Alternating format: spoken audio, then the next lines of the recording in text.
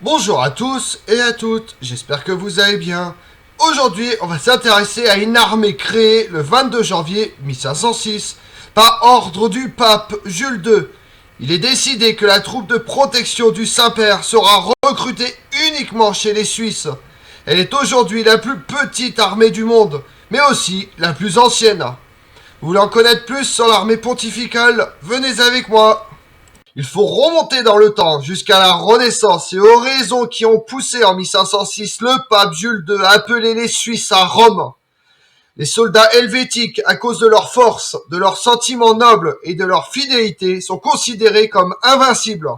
Le grand historien latin Tacite, de nombreux siècles plus tôt, avait dit « Les Helvétiques sont un peuple de guerriers célèbres pour la valeur de leurs soldats ». Pour cette raison, les cantons suisses, avec leurs alliances établies selon les circonstances, jouent un rôle important dans la politique européenne. En 1512, en effet, en tant qu'allié du pape Jules II, il décide le sort de l'Italie et reçut du pape le titre de défenseur de la liberté de l'Église. À cette époque, où il était normal d'être mercenaire, le noyau central des Alpes hébergeait un peuple de guerriers.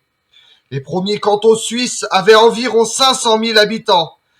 Étant donné les conditions économiques précaires de l'époque, il constituait un pays surpeuplé. La pauvreté était grande. Il ne restait donc qu'à immigrer et la meilleure occupation était alors le mercenariat.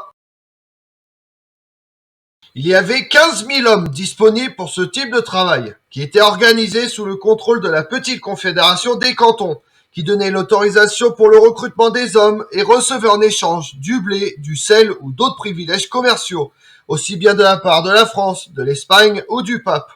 Les Suisses concevaient en général la guerre comme une émigration temporaire et participaient donc à des guerres courtes pour retourner ensuite passer l'hiver chez eux avec la solde et le butin. Ils étaient les meilleurs soldats de l'époque, sans cavalerie et avec une artillerie peu fournie. Ils étaient comme des murailles mouvantes, dressées de fer et impénétrables, à l'image des phalanges macédoniennes d'Alexandre le Grand. Déjà au XIIIe et au XIVe siècle, après l'indépendance suisse, de nombreux soldats militaient dans le Saint-Empire romain germanique et en Italie. Puisque les cantons n'étaient pas capables d'empêcher ce type d'émigration, ils essayaient au moins de l'organiser. L'alliance avec le royaume de France fut la plus importante et commença avec Charles VII en 1453. Elle fut ensuite renouvelée en 1474 par Louis XI qui enrôla des Suisses comme instructeurs pour l'armée française. Le service à l'étranger des Suisses fut mieux réglé avec l'alliance de 1521 entre la France et les cantons suisses, selon laquelle les Suisses s'engagent à fournir entre 6 et 16 000 soldats au roi et la Suisse reçoit la protection du plus puissant prince européen. Ils sont des alliés et des auxiliaires permanents, mais les Suisses restent les vrais maîtres de ces troupes et se réservent le droit de les rappeler. Ces corps d'armée avaient une indépendance totale, avec leurs propres règlements, leurs juges et leurs étendards. Les ordres sont donnés dans leur langue, en allemand, par des officiers suisses, et les soldats restent liés aux lois de leur canton. Le 22 janvier 1506 est la date de naissance officielle de la garde suisse pontificale avec la bénédiction du pape Jules II. Auparavant, Six IV avait déjà conclu en 1479 une alliance avec les confédérés au moyen d'un traité qui prévoyait la possibilité de recruter des mercenaires. Mais c'est à l'époque de la puissante famille des Borgia qu'il faut chercher les origines des grandes guerres qui ont vu les Suisses au premier plan. Alliés de la France, puis du Saint-Siège ou du Saint-Empire romain germanique. Quand les mercenaires suisses, sûrs que Charles VIII, roi de France, préparait une expédition contre Naples, ils se précipitèrent en masse pour être recrutés.